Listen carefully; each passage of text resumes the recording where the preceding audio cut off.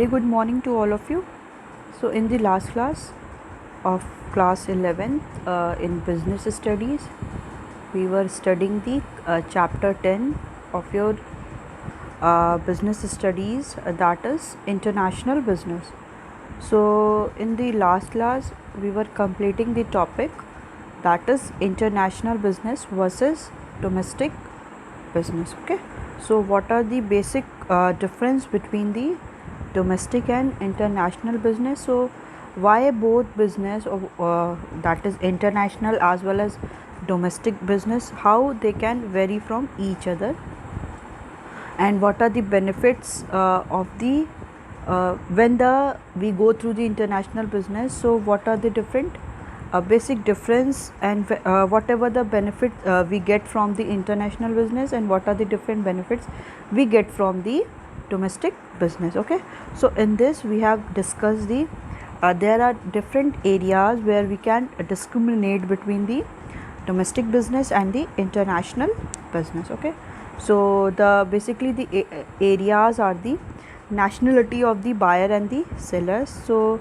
in which we have discussed that the from which nations they belong. So in the domestic business, both are from the same nations, or they have same nationality, as well as in the international business both are from the different nations. Okay, and next one is nationalities of the other stakeholders.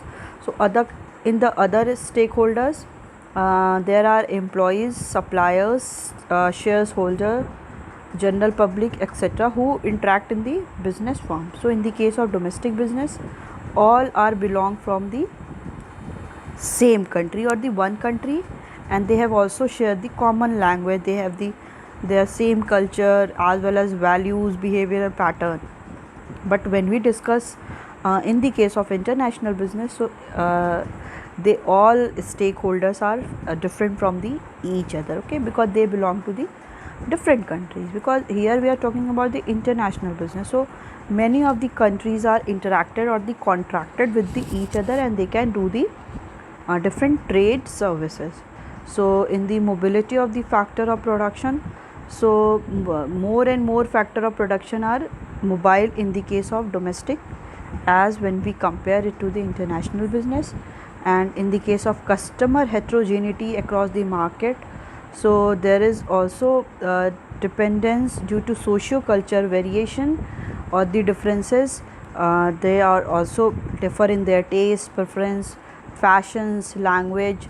So in India we can discriminate both these people, because in India the all the patterns as well as the taste and preference are differ from the other countries. So such variation it become the complicated to design the product. Okay, ऐसे सारे variations हो जाते हैं, तो ये क्या हो जाता है, बहुत complicated हो जाता है to design the product for the international business. Okay, क्योंकि हमें किसी और कंट्री के टेस्ट एंड प्रेफरेंस के बारे में पूरी नॉलेज रखनी होती है. अभी जब अपने डोमेस्टिक इंडस्ट्रीज़ में है तो हमें पता होता है कि यहाँ के जो पीपल हैं उनको किस टाइप के प्रोडक्ट्स हमें उनको ज़्यादा पसंद होंगे. But in the case of international business there is heterogeneity, means they are not identical.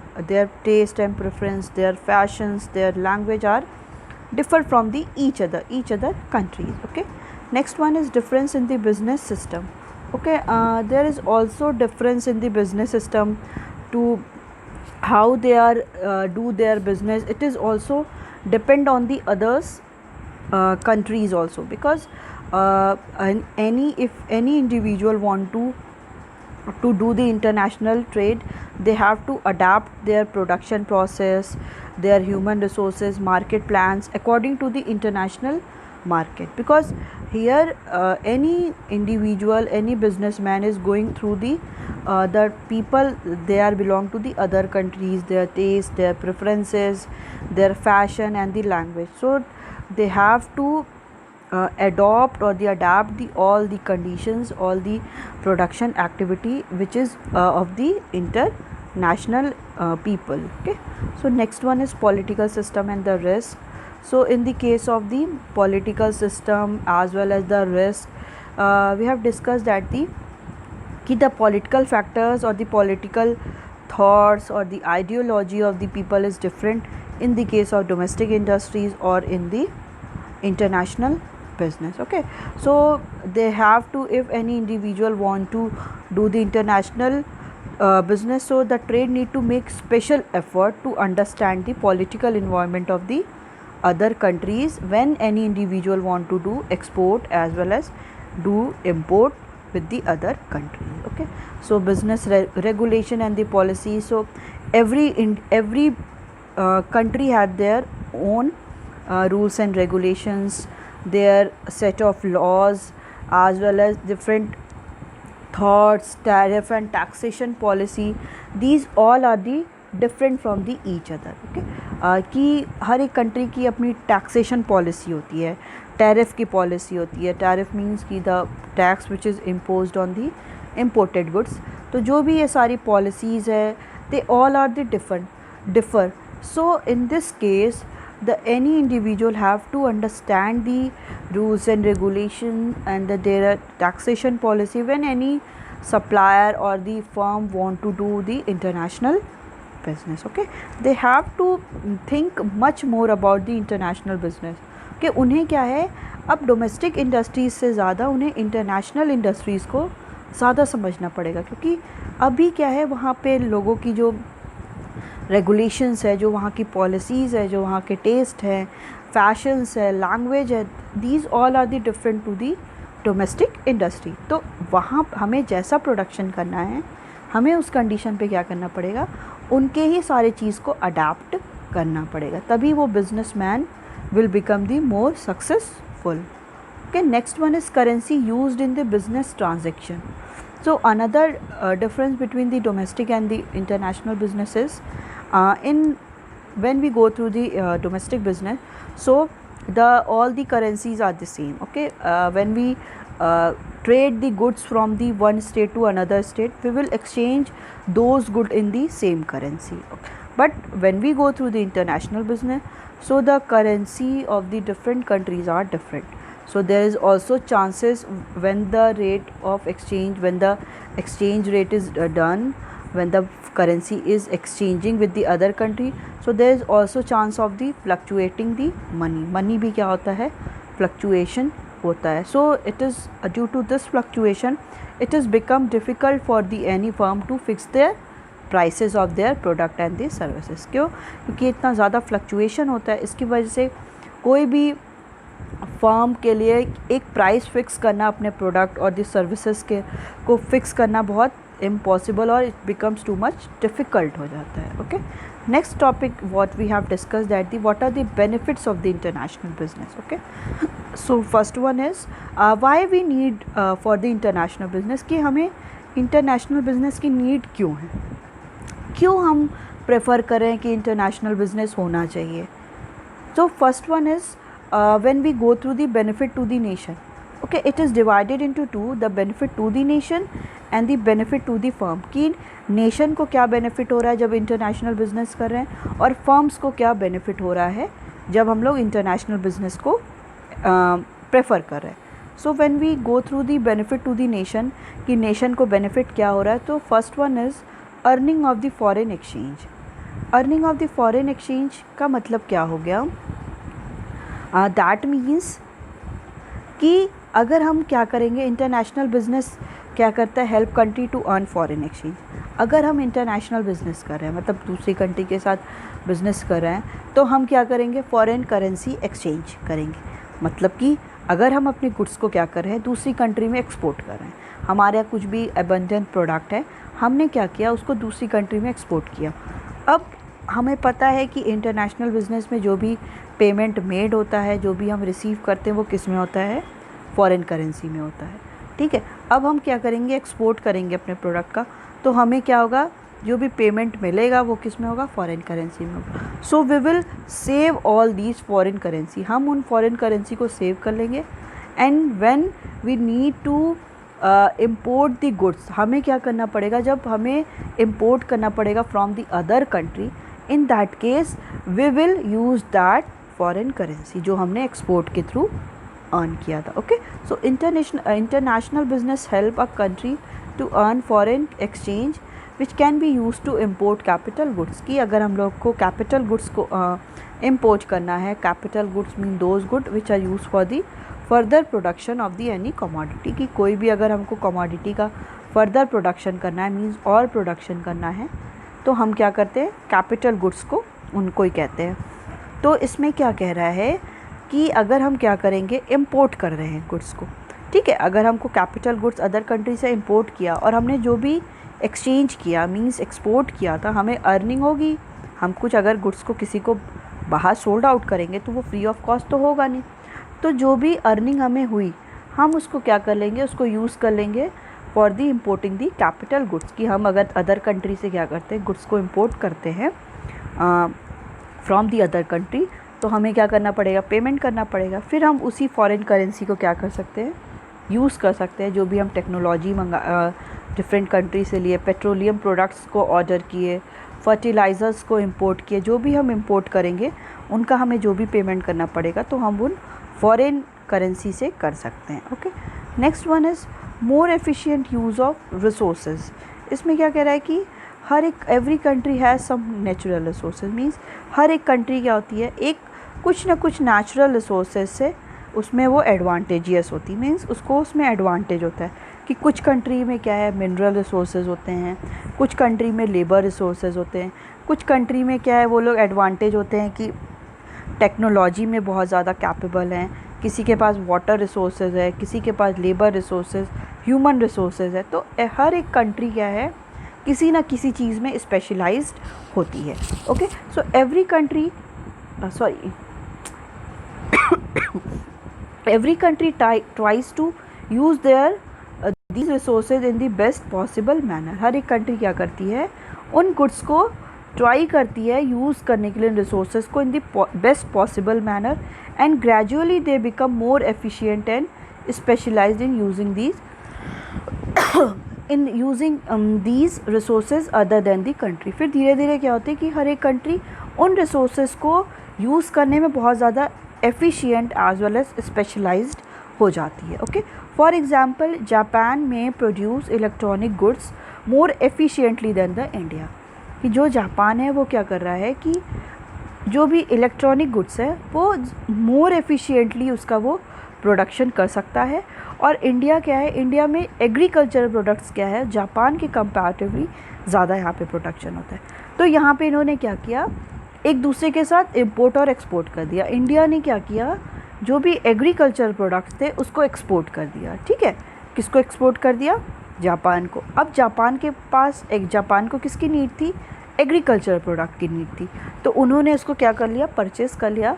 अब जापान क्या करेगा, जापान ने को उसके यहाँ इलेक्ट्रॉनिक गुड्स प्रोड्यूस होता है और इंडिया क्या नहीं हो रहा है, तो इंडिया क्या करेगी, उन गुड्स को इम्पोर्ट कर लेगी जापान से। तो यहाँ पे क्या हो गया कि जो कोई भी कंट्री स्पेशलाइज थी किसी भी डिफरेंट वो जो प्रोडक्ट्स में, डिफरेंट रिसोर्सेज में, they can exchange with the help of the international business. अगर इंटरनेशनल बिजनेस नहीं होता तो यहाँ पे कोई भी एक्सचेंज नहीं कर पाते, बट इंटरनेशनल बिजनेस की होने की वजह से they can exchange the product easily. ठीक है, तो सो विथ एक्सटर्नल ट्रेड से resources can be used efficiently. जो भी रिसोर्सेज हैं उन्हें एफिशिएंटली यूज़ किया जा रहा है, and all the countries get benefit of the specialisation. हर एक कंट्री क्या है, उस स्पेशलाइजेशन का बेनिफिट को अर्न कर रही है। Okay, next one is improving growth prospects and the employment potential. ठीक है, इसमें क्या हो रहा है कि जो भी एक्सटर्नल ट्रेड होता है वो क्या बूस्ट करता है। अगर हम किसी और कंट्री के साथ ट्रेड कर रहे हैं, सिंपली अगर हम ट्रेड कर रहे हैं, एक्सटर्नल ट्रेड कर रहे हैं इंटरनेशनल, तो इससे क्या हो रहा है, इकोनॉमिक ग्रोथ हो रहा है। कैसे हम कह सकते हैं कि इकोनॉमिक ग्रोथ हो रहा है, आप ये सोचो कि अगर हम कोई गुड्स से, कोई कंट्री से हम गुड्स मंगा रहे हैं, तो हम ये कैसे कह सकते हैं कि, या अगर हम इंपोर्ट कर रहे हैं और एज वेल एज हम एक्सपोर्ट कर रहे हैं, तो हम ये कैसे कह सकते हैं कि कंट्री का ग्रोथ होगा और एम्प्लॉयमेंट जनरेट होगी। बताइए, कोई है ऐसा ऑप्शन या कोई है ऐसा एग्ज़ाम्पल। देखिए, इसमें क्या होता है कि कंपनी जो भी, अगर ग्रोथ कैसे होगा इन एक्सटर्नल ट्रेड से, अगर जैसे हमारे यहाँ क्या है, हम कोई भी प्रोडक्ट में स्पेशलाइज्ड है, मतलब हमारे यहाँ अगर एग्रीकल्चर प्रोडक्ट्स प्रोड्यूस होते हैं, कोई भी ऐसे प्रोडक्ट प्रोड्यूस हो रहे हैं जो हम अदर कंट्री में एक्सपोर्ट कर रहे हैं, ठीक। उस कंडीशन में अगर हमें पता चला कि हमारे यहाँ जो गुड्स प्रोड्यूस हो रहा है, गुड ए या गुड बी हमारे यहाँ प्रोड्यूस हो रहा है, दोनों प्रोड्यूस हो रहा है। अब क्या है कि अदर जितनी भी कंट्रीज़ हैं, 4 to 5 अदर कंट्री हैं जो फॉरेन कंट्रीज़, वो लोग क्या हैं, इन ए और बी प्रोडक्ट में स्पेशलाइज नहीं है, तो वो क्या करेंगी, वो इन दोनों प्रोडक्ट को इंपोर्ट करेंगी। इंपोर्ट कहाँ से करेंगी? इंडिया से करेंगी, क्योंकि इंडिया क्या है, इंडिया ए और बी प्रोडक्ट में स्पेशलाइज्ड है। अब इंडिया क्या करेगा, इंडिया को ए और बी दोनों प्रोडक्ट को क्या करना है, एक्सपोर्ट करना है इन दी 5 कंट्रीज़, 5 फॉरेन कंट्रीज़ में इसको क्या करना है, एक्सपोर्ट करना है। अब इंडिया क्या करेगी, अब इंडिया को इसके ऊपर बहुत प्रेशर आ गया कि अब इसको प्रोड्यूस करना है, 5 कंट्रीज़ के लिए उसको एक्सपोर्ट करना है, तो बहुत ज़्यादा यूनिट हो गई, इसको बहुत ज़्यादा प्रोड्यूस करना है। इस कंडीशन पे क्या करेगी इंडिया, डिफरेंट प्रोडक्शन एक्टिविटी करना है, प्रोड्यूस करना है, तो वो क्या करेगी, जो भी लेबर्स हैं उनको हायर करेगी कि नहीं करेगी? कौन प्रोड्यूस करेगा? वर्कर्स है, वही तो प्रोड्यूस करेंगे ना उनको, तो वर्कर्स को वो क्या करेगी, हायर करेगी, काम देगी। इससे क्या हो गया, फर्स्ट ऑफ ऑल क्या हुआ, पहला कंडीशन, अगर वो उनको काम दे रही है तो क्या मिला, जितने भी लेबर्स हैं जो अनएम्प्लॉयड थे, जिनके पास कोई काम नहीं था, नाउ दे आर एम्प्लॉयड, वो सबसे पहले क्या हो गए, एम्प्लॉयड हो गए। एम्प्लॉयड होने के बाद ही उनको क्या हो गया कि अब जैसे ही वो एम्प्लॉयड हुए, उनको क्या हुआ, उनके पास इनकम आई, पैसा मिलेगा उनको, वेजेस मिलेगा उनको, सैलरीज़ मिलेगा। जैसी वेजेस और सैलरीज़ मिली, अब उनकी डिमांड क्या हो गई, कोई भी प्रोडक्ट, पहले उनके पास खाने को भी नहीं था, अब क्या है, इनके पास अगर पैसा आएगा तो वो क्या डिमांड करेंगे कि उनकी जो फैमिली है उनका क्या हो जाए, 2 टाइम का उनको फूड मिल जाए।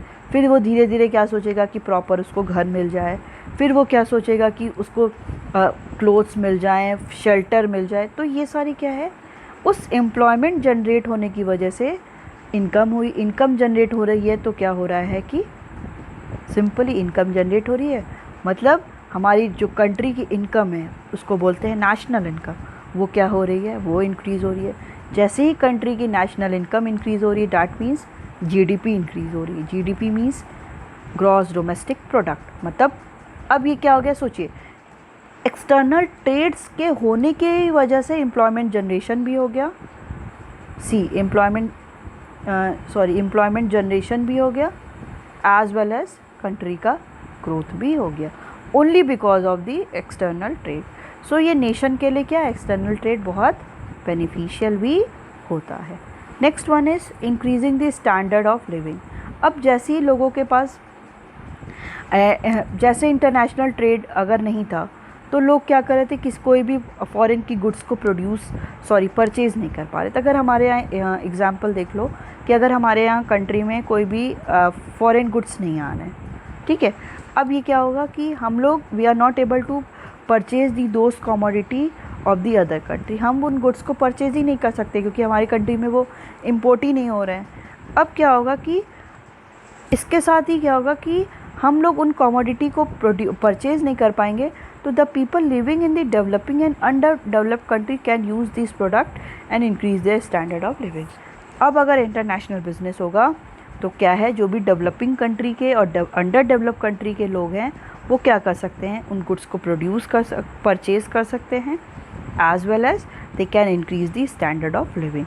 एक ये इसका पर्सपेक्टिव हो गया। एक दूसरा पर्सपेक्टिव ये हो गया इसका कि जैसे ही हमारी एम्प्लॉयमेंट जनरेशन हुई only because of external trade, जैसे ही एम्प्लॉयमेंट जनरेशन हुई, लोगों की इनकम हुई, इनकम होने के साथ ही साथ लोगों की स्टैंडर्ड ऑफ लिविंग भी तो इंक्रीज़ हो जाएगी।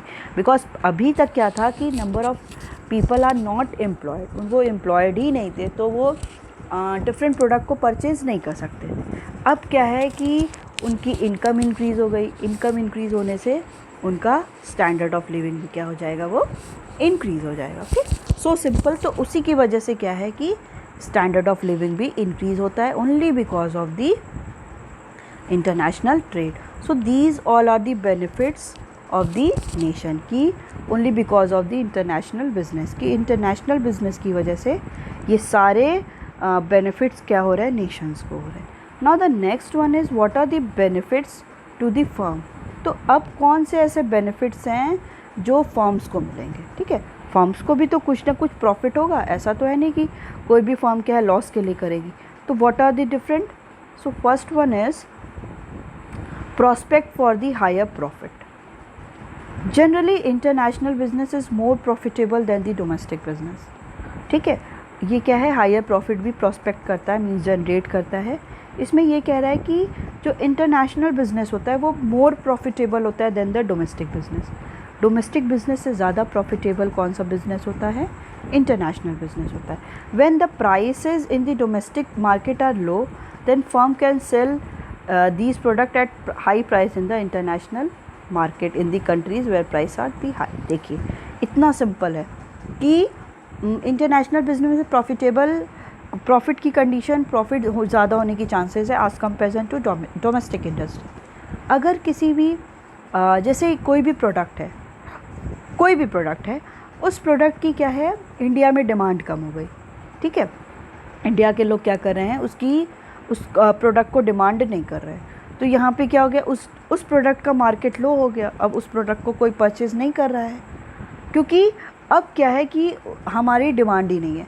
इस कंडीशन पे क्या कर सकते हैं, जो भी फर्म्स हैं, डिफरेंट सप्लायर है, वो क्या कर सकते हैं, उन्हीं प्रोडक्ट को जहाँ पे उस प्रोडक्ट की नीड है, जैसे कोई भी किसी भी कंट्री में उसकी नीड है, वो क्या कर सकते हैं, उन्हीं प्रोडक्ट को हाई प्राइस पे किसी और कंट्री में सोल्ड आउट कर सकते हैं।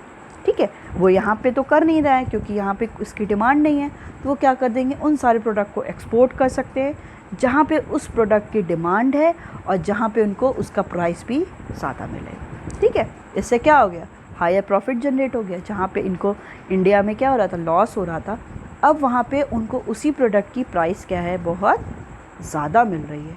तो ये क्या है कि only because of the international business, domestic market में, अगर डोमेस्टिक मार्केट लो है, यहाँ पे लोग कंज्यूमर्स उन गुड्स को क्या कर रहे हैं, परचेज़ नहीं कर रहे हैं, या परचेज़ कर भी रहे हैं तो उसकी प्राइस यहाँ पे बहुत ज़्यादा है, मतलब सप्लाई बहुत ज़्यादा हो गई है, तो डिमांड उस हिसाब से नहीं है। तो सप्लाई ज़्यादा होने का मतलब क्या है कि मतलब बहुत ज़्यादा हो गई, तो सप्लाई प्राइस उसकी बहुत कम हो गई है। प्राइस कम होने का मतलब है कि प्रॉफिट किसी भी सप्लायर को नहीं हो रहा है, तो वो क्या करेगा, उस कमोडिटी की प्राइस को हाई करके दूसरे किसी कंट्री में एक्सपोर्ट कर देगा। So from there he will earn more and more profit. Profit क्या करेगा, वहाँ पे वो ज़्यादा अर्न करेगा। Okay, next one is increased capacity utilisation. Okay, कि कैपेसिटी को कैसे यूटिलाइज किया जाए, तो companies involve in the external trade increase their production capacity।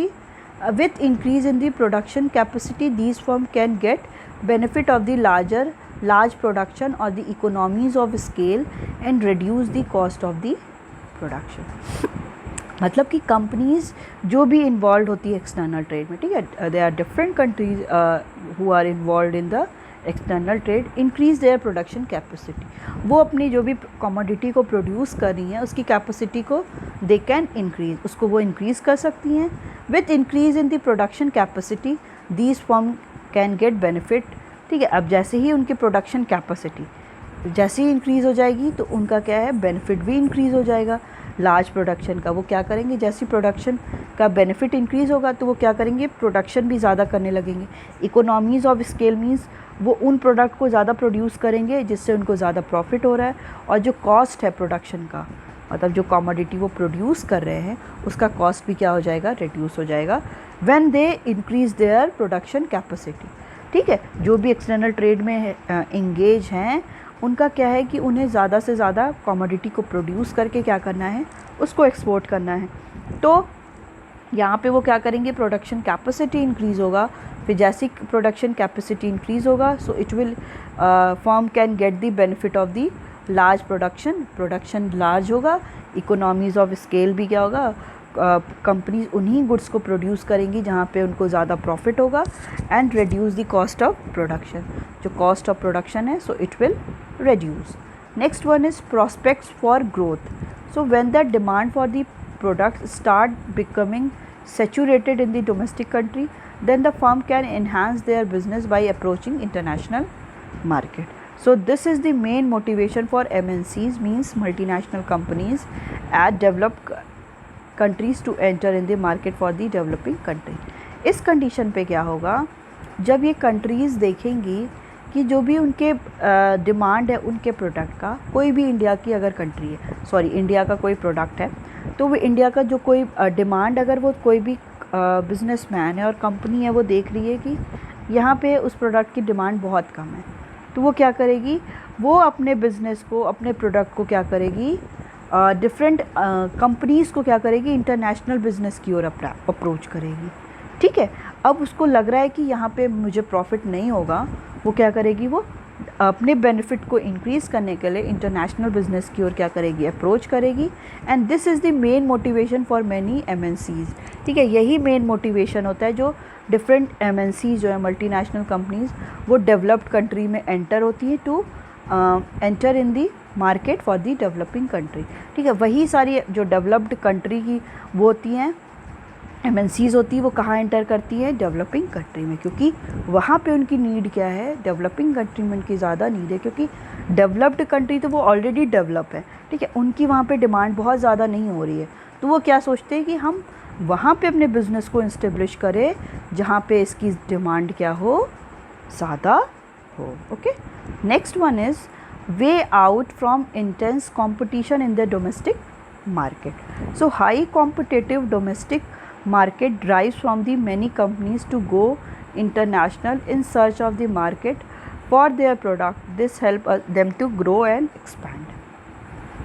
Okay, जो भी हाई कॉम्पिटिटिव डोमेस्टिक मार्केट है, ठीक है, वो क्या करती है, जो भी डोमेस्टिक मार्केट्स है जिसमें बहुत ज़्यादा कंपटीशन है, drives many companies to go international. ठीक है, वो क्या करती है, वो उनको ड्राइव करती, मीन्स पुश करती है कि मैनी कंपनीज़ को कि वो इंटरनेशनली जाएं in search of market for their product, कि वो अपने मार्केट के लिए, अपने प्रोडक्ट के लिए वो न्यू मार्केट को सर्च करें। This help them to grow and expand. यही क्या करता है, हेल्प करता है टू ग्रो एंड एक्सपेंड, कि बिज़नेस को अगर ग्रो और एक्सपेंड करना है in that condition, so they can expand and grow. So high competitive domestic market drives many companies। जो भी जहाँ पे बहुत ज़्यादा डोमेस्टिक मार्केट में बहुत ज़्यादा कंपटीशन है, वो क्या करते हैं, वो डिफरेंट कंपनीज़ को क्या करते हैं, पुश करते हैं।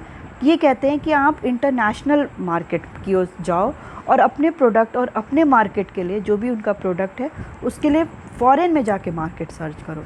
ऐसे क्या होगा कि वो डोमेस्टिक इंडस्ट्रीज़ में तो वो अपने को इस्टेब्लिश कर ही चुकी हैं, वहाँ पे उनके प्रोडक्ट की डिमांड ज़्यादा ही है, और इंटरनेशनली भी उनके प्रोडक्ट की क्या होगी, वो डिमांड ज़्यादा हो जाएगी। इससे क्या होगा, कोई भी बिज़नेस, कोई भी फर्म क्या करेगा, अपने बिज़नेस को बहुत एक्सपैंड करेगा as well as help to grow. वो ज़्यादा से ज़्यादा क्या करेगा, वो ग्रो भी करेगा। फिर एक कंट्री से अब उसको लगेगा कि यहाँ पे मेरा मार्केट बहुत एक्सपैंड हो गया है, then they established their new company or the in other country। फिर वो क्या करेगा, अदर कंट्री में इस्टेब्लिश करेगा। ऐसे ही वो पूरे मार्केट में क्या कर देगा, पूरा रीच कर देगा। Okay, next one is improved business vision. So the vision to become international comes from the urge to grow. ठीक है, इसमें क्या होता है, इम्प्रूव क्या है कि बिज़नेस के विजन को, उसको क्या करना है, इम्प्रूव करना है। तो जो भी विज़न है इंटरनेशनल का, to vision to become international, it is basically comes to grow. मतलब ये क्यों हो रहा है, कि हम क्यों ये प्रेफर कर रहे हैं इंटरनेशनली बिज़नेस, कुछ तो प्रॉफिट होगा तभी तो कोई भी फर्म और कोई भी नेशन इसको प्रेफर कर रही है। Basically to grow and expand their business, उनको अपने बिजनेस को क्या करना है, ग्रो करना है एज वेल एज एक्सपैंड करना है। So companies get strategic and technical advantages by going international. Company क्या करती हैं, बहुत strategy, different strategies other international business के थ्रू लेकर आती हैं कि हम कैसे प्रोडक्शन कर सकते हैं, हम कैसे टेक्नोलॉजी को यूज़ कर सकते हैं, कैसे टेक्निकल एडवांटेज ले सकते हैं डिफरेंट कंट्री से, कैसे हम अपने मार्केट को एक्सपैंड कर सकते हैं, डिफरेंट कस्टमर्स को अट्रैक्ट कर सकते हैं।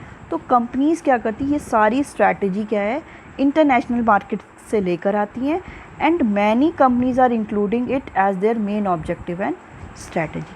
ऐसी बहुत सारी कंपनी हैं जो इसमें बेसिकली क्यों कर रही हैं, देयर मेन उनका ऑब्जेक्टिव ही यही होता है। वो इंटरनेशनल बिजनेस इसीलिए करना चाह रहे हैं कि वो वहाँ से डिफरेंट न्यू थिंग्स को क्या करें, सर्च करें और लर्न करके आएँ। अभी क्या है, आपको क्या है कि आप डिफरेंट एरिया में जाके कुछ नई इन्फॉर्मेशन लोग कैटर करते हैं, गेन करते हैं, तो वैसे ही जो डिफरेंट बिजनेस है वो इंटरनेशनल मार्केट को इसलिए भी सर्च करता है कि वो डिफरेंट स्ट्रैटेजी को, डिफरेंट टेक्नोलॉजी को, डिफरेंट इक्विपमेंट को दूसरे कंट्री से लेकर आए, जिससे वो उससे कुछ लर्न करे, एज वेल एज वो अपने बिजनेस को एक्सपैंड भी कर सकता है, अपने ऑब्जेक्टिव में लेकर आ सकता है कि वो उसका मेन ऑब्जेक्टिव यही हो to earn more and more profit and to expand and the growth of their business. Okay, so it's all about your today's class. We will continue further in the next class. Okay, thank you.